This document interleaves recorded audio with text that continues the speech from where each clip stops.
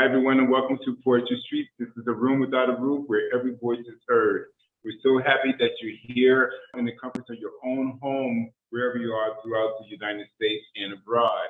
And we're also happy for those of you who are gathered here at the Riverhead Free Library. Long Island has been a gathering and trading place for many of the indigenous people. We acknowledge that we are guests on this land. Poetry Street and our work in this area of Long Island are situated on the ancestral and unceded lands of the Lenape, who are the original caretakers.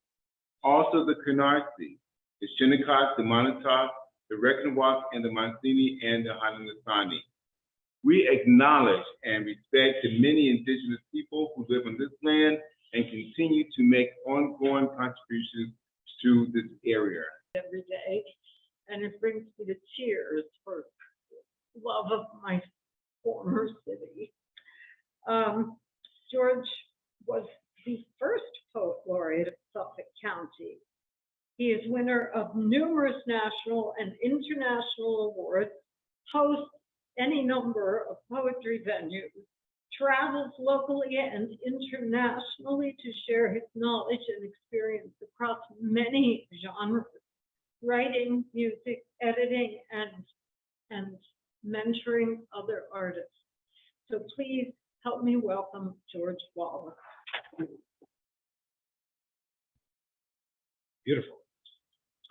Well, first of all, let me say it's a great pleasure to be back in Riverhead, reading here at this library. Not my first time here, but the library has expanded considerably. It's great to be in Riverhead. It's really the blues capital of Long Island, so very special place. Now I want to give a shout out to these people. We give them high fives, a couple of people there.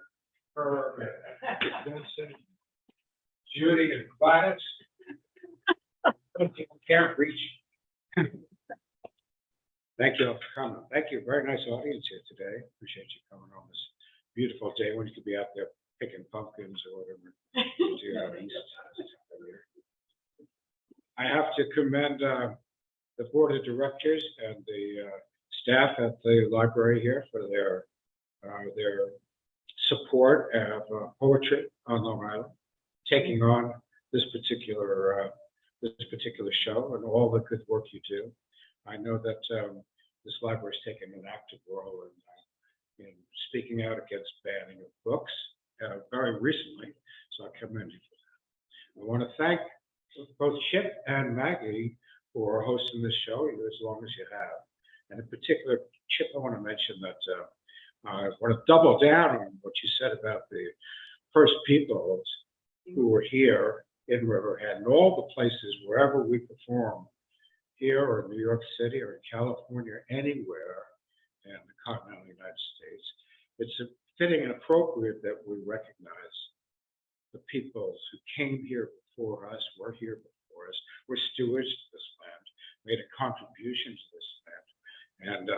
And now we have replaced them, but to the extent that whenever we meet and can recognize their presence here before us and bring appreciation for their ancestors to what it is we do today, I think that we're doing a service to humanity by doing it. So I think it's a great thing that you do. If you guys put your hands together for that, I think that's really good. Because for all we know, this is paradise. What if apples were still apples? Snakes, still snakes. And we are all still living in paradise. What if Eve is in the summer of her years, running with the antelope, thighs supple and alert, her face tan? What if nobody has had to crawl on their belly on account of some fairy tale crime? Adam lies blameless in a grove of ripe pears, admiring Eve's gait, admiring how evening light arrives in Eden on hushed wings to remind him of love's caresses. no temptation, no shame, just a curious bird singing sweet ellipses, singing with the trees, a song with no words about God and summer and sunlight in waterfalls. A simple song about how perfectly a pear fits in Adam's hand, equally perfect in Eve's hand, and how generously its juices spill onto his chin and hands and chest, almost as if it was by design. Singing how we are, all of us, two halves of a single fruit hanging from a paradise tree. Thank you. It's a pleasure and honor to read with Pramila, and I'm going to pick up a copy of the book before we get out if he has one. He does great work, politically as well as in poetry. So it's an honor. A love poem. If I had never known her, I would yet know her by the scent of the room long after she had left it. Like French perfume tactfully applied, her long hair put up in fresh bath towels. The most intimate fragrance still lingers in my brain. How she makes love to a man like making love to herself. The way her body moves through a room full of strangers. How she stands at a mirror, lips parted like Greta Garbo in the glass. If I had never known her, I would still know. By her sidelong glances, I would yet know her by her thigh glow, pink as mother's roses in the middle of June. I would yet know her by her long hair dripping with summer rain. I would know her by the way she steps gingerly out of the shower, careful as a forest spirit in a fawn-colored glade. I would know her by her high cheekbones, high as high-water clay on the banks of a lazy river. I would know her by her hands, wrapping me in swaddling clothes like baby Jesus in a broth.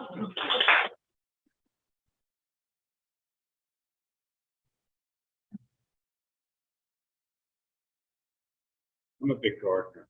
The inheritance of flowers. Every flower has its song. A long, sweet trill, a strangled cry, defiance in the underbrush. The mouth of the cave echoes with flycatchers, finches, and murder. The sun blazes orange and green in the cracks and crevices of old volcanoes. Flower song is breaking out. It is the voice of the Quechua goddess in the cool gardens of the rich. In summer dusk, in small pools of light where wounded lovers lie, powdered, pumice, dried, grounded to powder, liquefied to induce pregnancy, fresh cut to make more festive the modesty of wooden tables. Flowers pressed to the breast of an ailing child. After the children of the poor have come in from play, after the government soldiers lay down their cardboard rifles and confess the crimes they have committed, after the burial of the innocent, it is time for flowers to sing like pipes in Andean hills, to sing like Pan himself, hooting in the dusty hills, like earth opening up its fertile heart and letting the sun god in.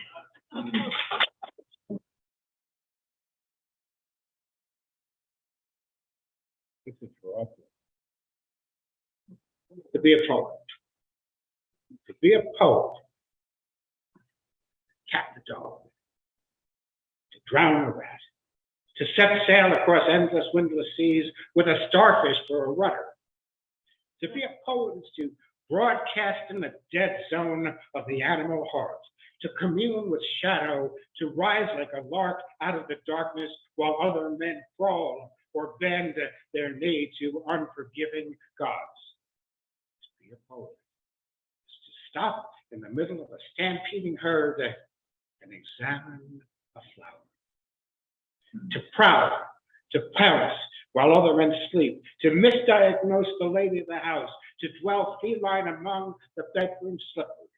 To be a poet is to live on a run, to tie a bell around the madman's neck, to shout fire all over town, to pull strange caper, to harmonize in empty rooms, to shoot rubber bullets into the hilarious night, to gasp, to cry, to insist, to proclaim, to grasp at straw visions and crazy lies, to go it alone, to live 9 lives, 6 at a time, to dematerialize at the edge of the wishing well, like John the Revelator in a 10-gallon hat, only to return full-bodied, woke, and alive.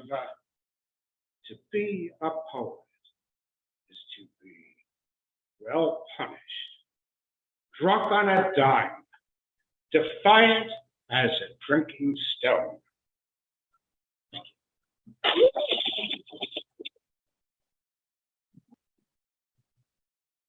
This is for John Coltrane, yes,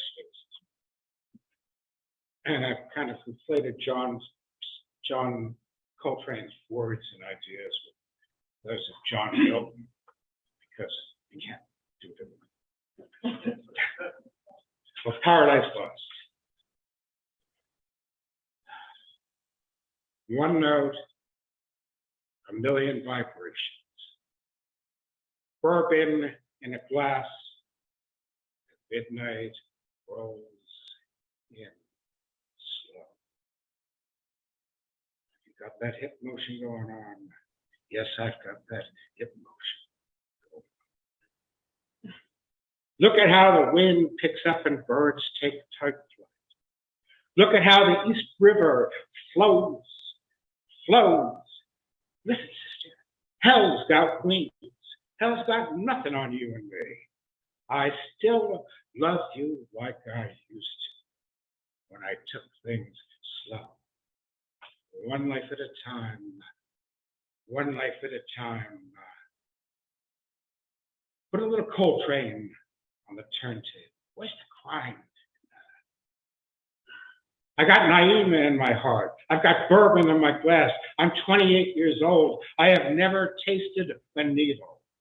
I'm 2 fingers deep in paradise.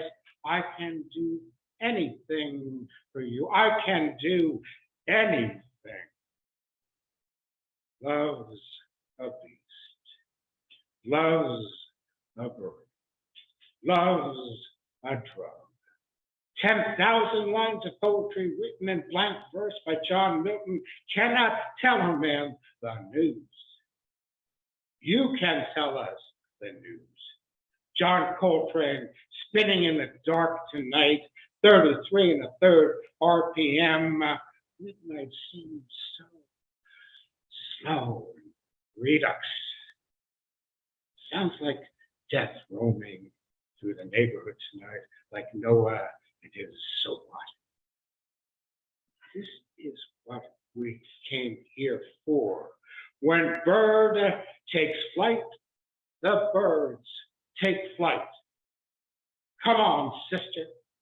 Surprise me like you used to. Jazz is the golden key. Coltrane opens up the palace of eternity. For John Coltrane.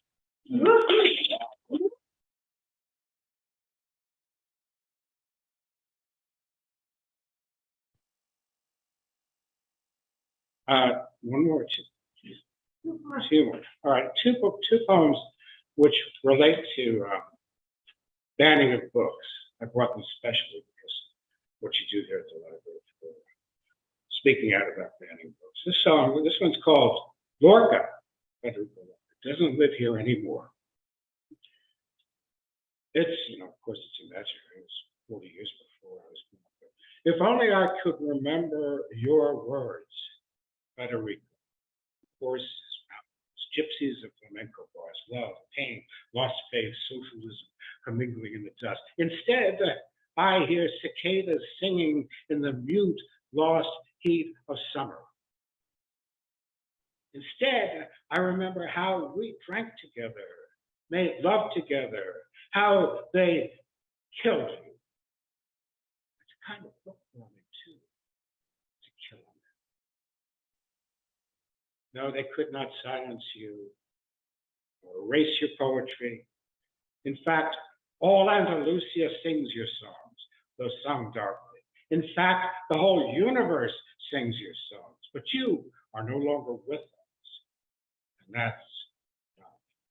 The burning of a book is your body burning, Federico, and hanging from the crucifix of fascist lies. Your eyes were brown as mountain smog. And I remember us in better times. How we wandered hand in hand in olive trees. You were cool and handsome. And when you offered me figs, I ate them from your hand. In the awful silence of Spain's simmering fascist heat, you seduced me, and that was my idea of surrender. Federico, you filled a nation with poetry. You filled the mouths of Franklin's small, sad army with fear and hate. And oh yeah, they killed you. And what they feared in you is what they fear in me. And will go on finding and fearing something they cannot name, nor ever erase, nor silence, nor burn, nor tame. Adoration for the feral, adoration for the free, adoration for cicadas singing in the mute, lost heat of summer. Wow.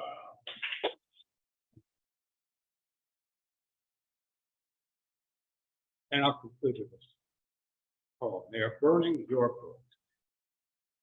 Thank you for this. They're burning your books in paradise again, but they cannot burn your thoughts, or the living language which ripens your mouth. They cannot burn the defiance which flowers your lungs like soil, like mist, like every amalgamation of sound known to man.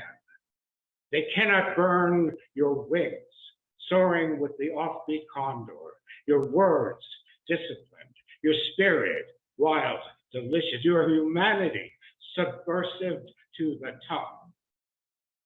They are burning your books again because you play poker with the gods and win.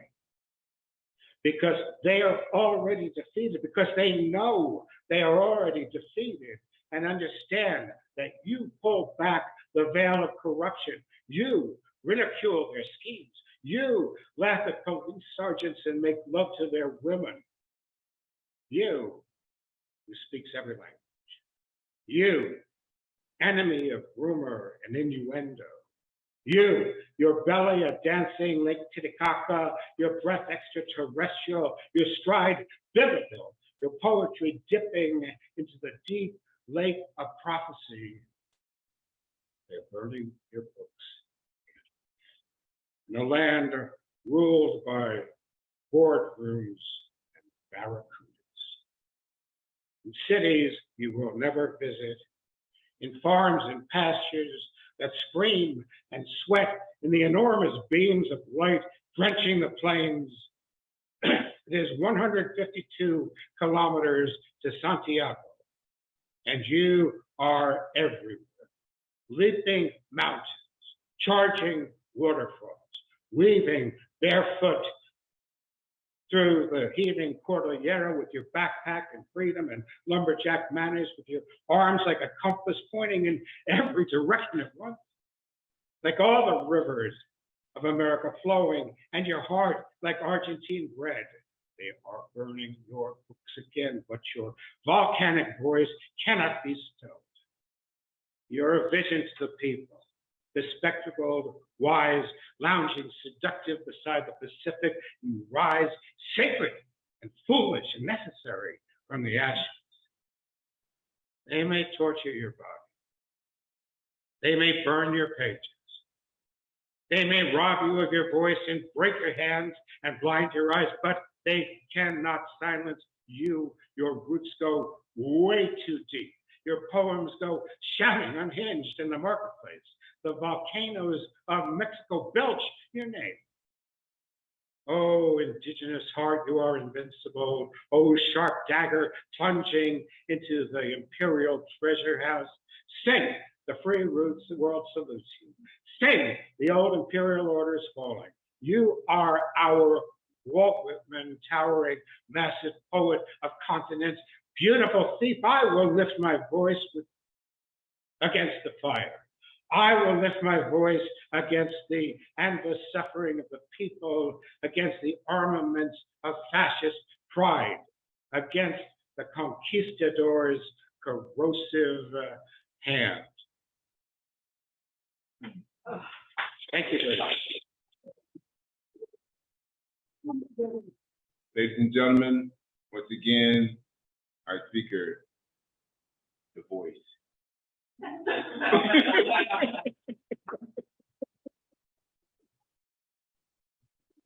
Ladies and gentlemen, George Wallace. I didn't expect to do something at the end, but thank you. It's great to hear everybody's voices. You know, we're all putting voice to the place we're in, with the words we speak, with the way we name things, the culture we're in now, and just to bring it full circle to what we're talking about the original people before us being here and doing what they did in this place, giving voice to it. But I was crossing the Verrazano Narrows Bridge the other day and looking down at an island, big green island, and I didn't know the name of it, but I could, I had the top down, so I could hear, all the different sounds and smelling. So I realized that before there were any human beings of any culture, the land was speaking for itself. And so I wanted to write a poem about that idea, the land speaking for itself, beyond what we call things, Verrazano or Hudson or Paumanok or Sewanaka or whatever. There's the land speaking for itself. Crossing Verrazano. All the other islands have names. What's with this one? Who knows? Google it. I'm driving, I'm crossing you by the green grace of the great Adirondack spirit, who shall remain nameless. The river's got a name. The bridge has got a name. Verrazano. You came, you went, you took a powder. Old Henry Hudson took notes. What did he say about this big island, sitting in the mouth of the river, green as a lapidary stone, fragrant as an apple, 220 feet high, suspended in post-industrial heaven? Who knows the ways of men or islands? Probably stinks of diesel. White sails once cut through these waters. They had their business to attend to. So do I. I'm crossing Verrazano. I like the name Verrazano. It's as smooth as an aperitif. What a majestic bridge to leave New York City by. Oh, sweet Algonquin River, oh, sweet Lenape River, I like the way you flow. Anonymous, proud, with some terribly important news to tell the sea.